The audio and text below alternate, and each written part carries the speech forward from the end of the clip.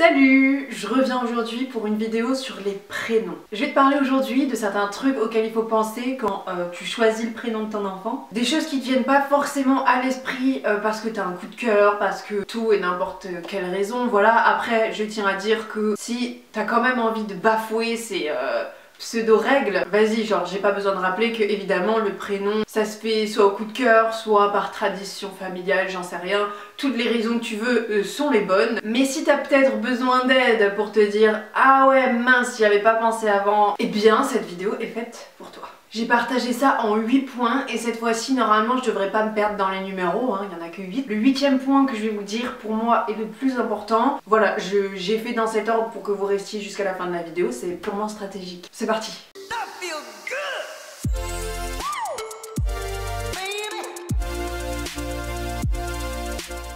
Premièrement, les initiales. Par exemple, mes initiales sont ER, celles de Bastien sont BT.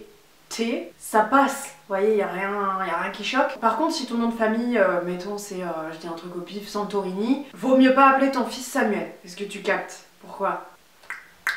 Ok, si t'es pas trop pourri en histoire, tu sais pourquoi, vaut mieux pas que les initiales fassent SS. Au début de sa vie, les initiales, il va peut-être pas trop les utiliser, mais après dans le boulot, etc. Sur certains papiers, sur certains trucs, il faut utiliser les initiales. Par exemple, petite anecdote, j'avais une prof qui avait ces initiales-là, quand je faisais des études d'infirmière, S, S, et sur notre emploi du temps, il y avait marqué les initiales des profs pour savoir avec qui on était. Je sais pas si on entend mes enfants crier derrière, ils ne sont pas tout seuls, ils sont accompagnés de leur cher père, au cas où, je précise, on sait jamais. Bref, du coup, je disais que sur ce planning, ils avaient dû expliquer pourquoi cette prof-là n'avait pas ses initiales, mais avait son nom de famille écrit en entier et pas... Voilà, vous avez compris. Ça posait un souci moral quoi sur le moment. Peut y avoir une gêne, vous voyez. Pour moi c'est pas le pire, mais ça peut gêner l'enfant au cours de sa vie. Petit 2, l'accord prénom. Non. C'est-à-dire que qu'il y ait une fluidité, ça représente la fluidité, vous avez compris, entre la fin du prénom et le début du nom. Par exemple,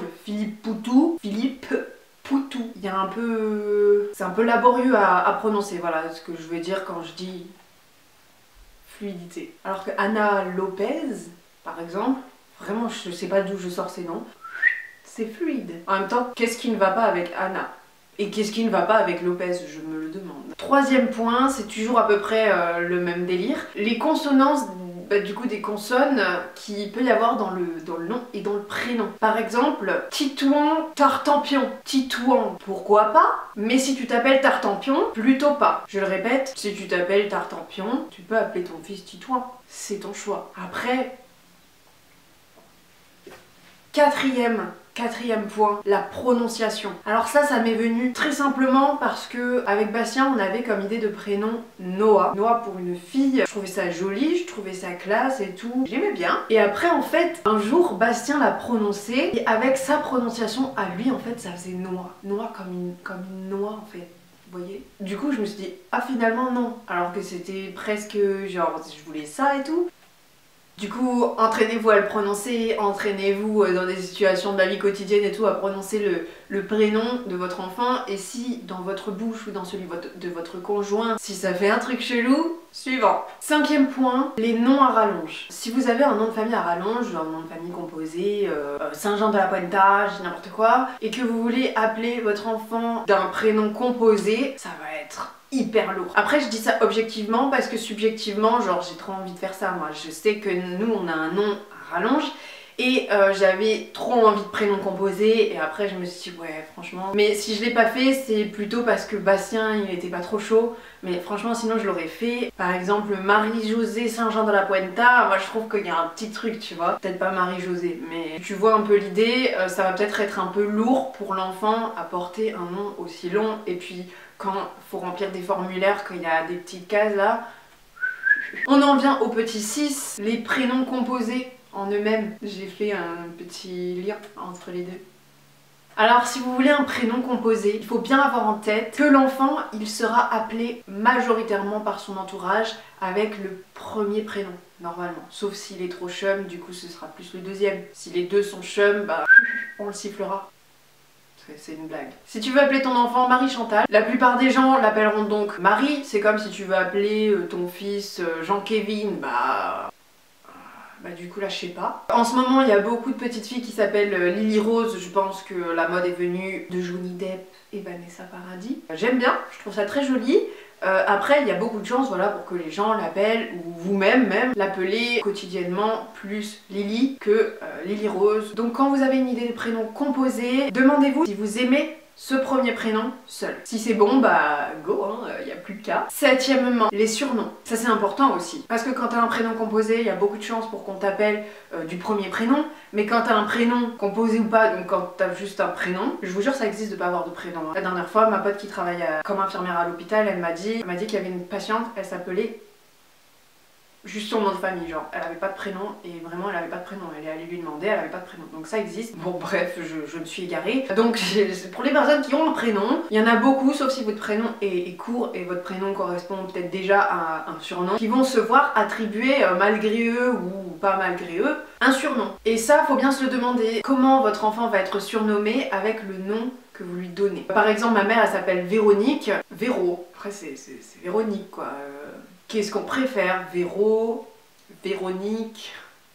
C'est pas ouf, mais qu'est-ce que vous voulez faire avec Véronique en même temps? Bébé, Roro, Ninique.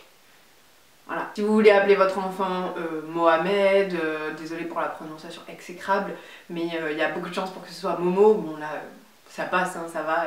Je pense qu'on connaît presque tous un Mohamed surnommé Momo.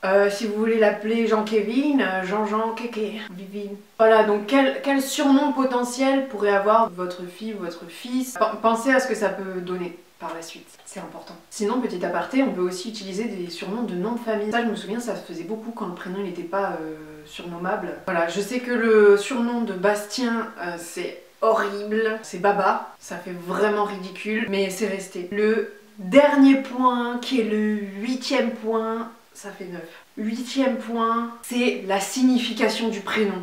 Ça c'est hyper important, j'en fais trop, peut-être. Mais je trouve ça vraiment important, genre, si vous avez un coup de cœur, tapez la signification du truc sur internet. C'est un peu le débat qu'il y a dans le film Le Prénom sur le prénom Adolphe du coup. Et c'est vachement intéressant parce qu'on peut voir les arguments pour, les arguments contre et tout se tient en fait. Je trouve que ce film, donc ce qui était une pièce de théâtre à la base, est vachement bien construit. Je m'égare encore. Mais je voulais dire que la signification des prénoms c'est hyper important. Pourquoi ?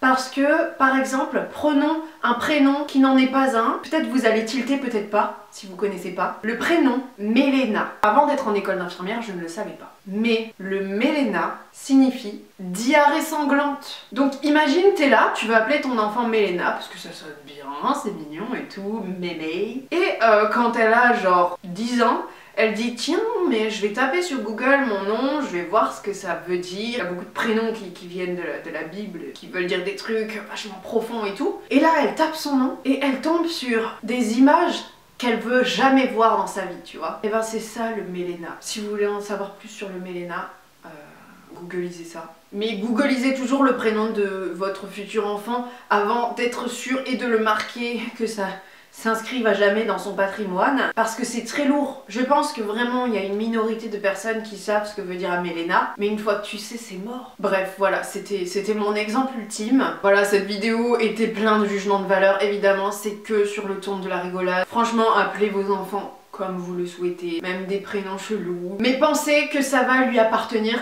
à lui et qu'il y aura peut-être potentiellement des problèmes liés à ça quand il sera plus grand. Donc faites au mieux, faites ce que vous ressentez, ce que vous sentez qui est le mieux pour votre enfant. Évidemment il peut pas choisir son prénom et ce serait un peu excessif de dire non je ne l'appelle pas, mais vous avez bien compris, vous avez pas le choix de choisir son prénom. Et si on peut se renseigner un petit peu, s'entraider, de se dire mais oui j'avais pas pensé à ça, merci de m'avoir éclairé l'esprit.